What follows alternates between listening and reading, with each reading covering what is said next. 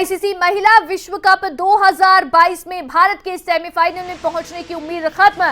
ये बड़ी खबर, आईसीसी महिला विश्व कप 2022 में भारत के सेमीफाइनल में पहुंचने की उम्मीद खत्म। साउथ अफ्रीका से हार और भारत टूर्नामेंट से बाहर। 3 विकेट से हार का किया सामना। भारत को ने दिया था 275 रनों का लक्ष्य। साउथ अफ्रीका ने मैच की आखिरी गेंद पर लक्ष्य हासिल किया।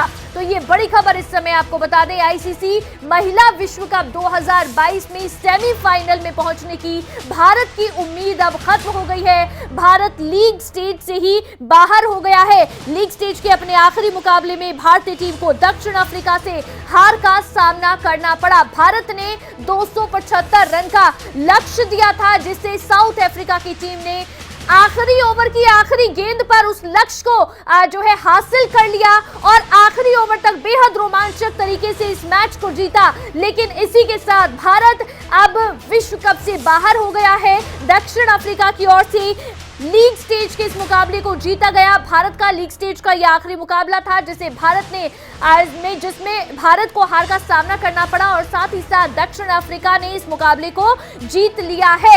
ऐसे में 3 विकेट से भारत को हार का सामना करना पड़ा।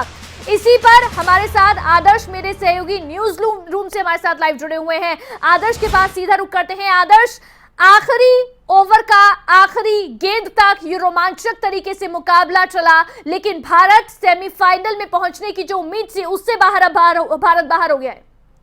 बिल्कुल जाहिर सी बात है अवंतिका, जिस तरीके से परफॉर्मेंस आज रहा, सबको उम्मीद यही थी कि भारत इस मैच को जीतेगा और इसी के साथ ही आगे सेमीफाइनल में जगह बना लेगा।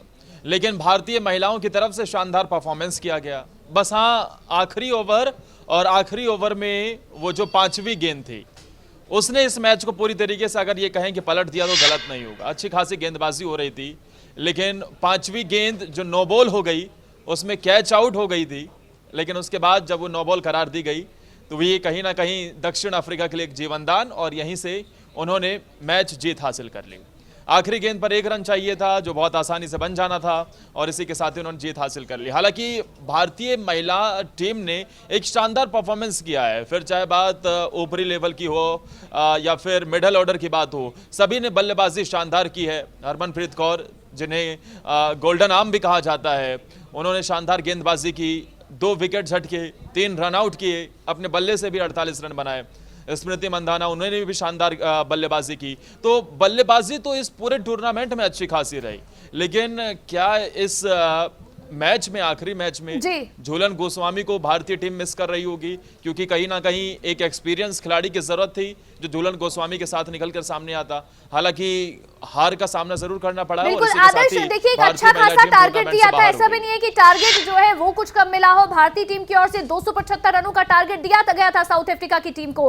और अगर हम बॉलिंग की भी बात कर लें, क्योंकि बैटिंग आपने भी जैसे जिक्र किया कि अच्छी बैटिंग थी, इसीलिए ये एक अच्छा रिकॉर्ड हमने दिया, अच्छा एक टारगेट दिया साउथ अफ्रीका की टीम को। लेकिन बॉलिंग की शुरुआत भी अच्छी हुई। मैच 6 रन पर पहला विकेट झटक लिया। उसके बाद कहां पर आपको लगता है कहां पर चूक गई भारतीय टीम?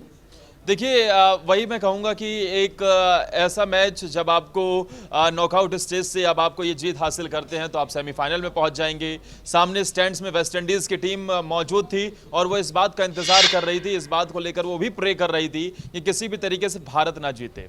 लेकिन अगर आप ऐसे मैच में हैं, नॉकआउट स्टेज में हैं, और यहाँ से करो या मरो वाली स्थिति अगर आप जीतते हैं तो सेमीफाइनल में जगह बनाते, नहीं तो आप बाहर हो जाएंगे। तो एक्सपीरियंस की भी बहुत ज़रूरत होती है। और वही मैंने जैसे आपको बताया कि झूलन गोस्वामी के ना रहने के कारण क्या भारतीय टीम में वो गेंदबाजी क्रम में वो एक्सपीरियंस मिस था। क्योंकि शुरुआत शानदार गेंदबाजी से हुई, लेकिन उसके बाद हमने ये देखा कि हरमनप्रीत कौर ने 2 बल्लेबाजों को पवेलियन भेजा।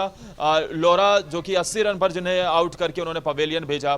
इसके अलावा ऐसा नहीं है कि मुकाबला कहीं भी ऐसा नहीं लगा कि किसी एक का पलड़ा भारी रहा हो। दोनों ही तरफ से टाइट मुकाबला रहा। लेकिन आखिरी ओवर में वो 5वीं गेंद जिसने इस मैच को दक्षिण अफ्रीका के झोले में डाल दिया। बिल्कुल, वो एक नो बॉल जो हुई, 5वीं बॉल आखिरी ओवर की, वो ही कहीं ना कहीं भारतीय टीम पर भारी पड़ गई। क्योंकि शुरुआत अच्छी हुई, बैटिंग की भी हम बात कर ले, अच्छी साझेदारी हुई शुरुआत में, बॉलिंग की शुरुआत अच्छी हुई, टारगेट अच्छा दिया गया, लेकिन वो एक नो बॉल जो हुई, वहीं से भारतीय टीम की जो उम्मीद है वो खत्म हो गई। लेकिन आदर्श, इसके साथ ही देखिए, ये तो अब विश्व कप में महिला टीम जो है हमारी वो बाहर हो गई है।